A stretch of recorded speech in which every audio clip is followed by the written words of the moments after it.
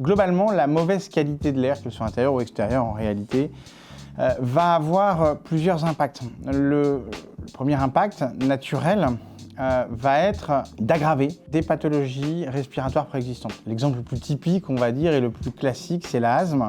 Le fait d'avoir un asthme et d'avoir un asthme en présence d'une mauvaise qualité de l'air risque de mal contrôler en réalité votre maladie.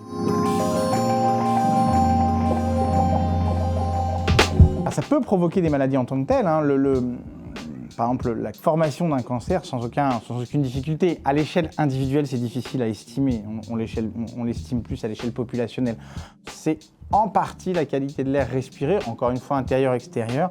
Au premier rang, le tabagisme passif. Le tabagisme passif, particulièrement s'il y a des enfants à domicile, peut véritablement déclencher des cancers. Les irritants aussi, notamment je pense aux composés organiques volatiles, mais encore faut-il quand même qu'on ait une pollution, on va dire, particulièrement stringente.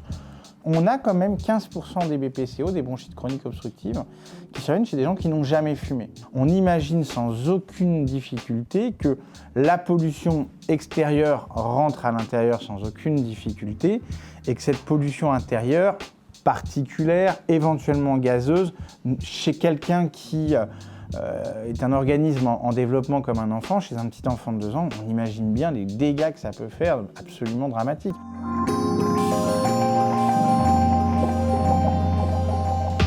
Vous allez avoir ce qu'on appelle une hyperréactivité bronchique.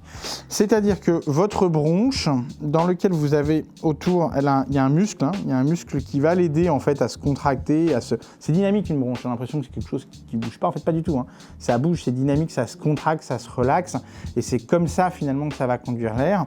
Eh bien l'asthme, entre autres, c'est une maladie dans laquelle il y a ce qu'on appelle une hyperréactivité bronchique. C'est-à-dire que lorsque vous mettez un stimulus qui chez vous et moi serait tout à fait anodin, la bronche, chez vous et chez moi, va rester parfaitement ouverte, ne va pas se contracter du tout, mais chez quelqu'un qui sera asthmatique, va immédiatement se serrer, va immédiatement se spasmer. Et on imagine bien que si la bronche se ferme, globalement, on a plus de mal à respirer. Donc c'est assez simple, les particules rentrent, se mettent en contact avec une muqueuse qui les accueille plus favorablement puisqu'elle est œdémaciée et puisqu'elle est inflammée, chez des bronches qui sont beaucoup plus réactives et qui, hop, se spasment immédiatement.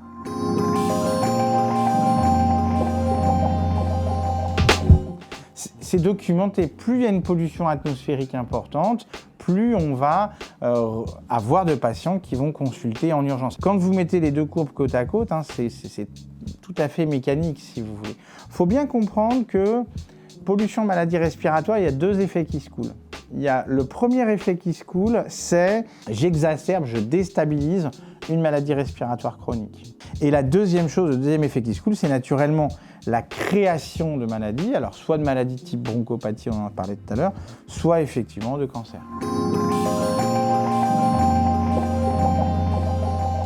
Oui, il y a des liens entre pollution atmosphérique et Covid. La pollution atmosphérique va jouer avec la température va jouer avec nos comportements. Donc ça déjà c'est un élément qui est important et nos comportements vont naturellement jouer sur la contagiosité. Alors les conseils les plus simples, c'est le conseil que vous donnez votre maman et que vous ne saviez pas pourquoi et qu'elle vous disait aère ta chambre, c'est ça en fait. C'est vraiment aère ta chambre, c'est un bon conseil en fait. La deuxième chose, c'est de lutter on va dire contre les agents biologiques, notamment tout ce qui est humidité, tout ce qui est acarien. Alors ça, je dirais, ce sont des règles d'hygiène un peu simples et classiques de l'habitat. Donc de manière générale, tout ce qui est exposition aux poussières, c'est quelque chose d'important qu'il vaut mieux éviter. L'aération de l'habitat. Puis je dirais, si je dois rajouter quelque chose d'absolument évident, de ne pas fumer ou arrêter de fumer. Et ça, c'est vraiment un élément important. On voit trop souvent des gens qui se plaignent de la qualité de l'air avec une clope à la bouche. Et ça, c'est problématique et c'est pas tout à fait adapté.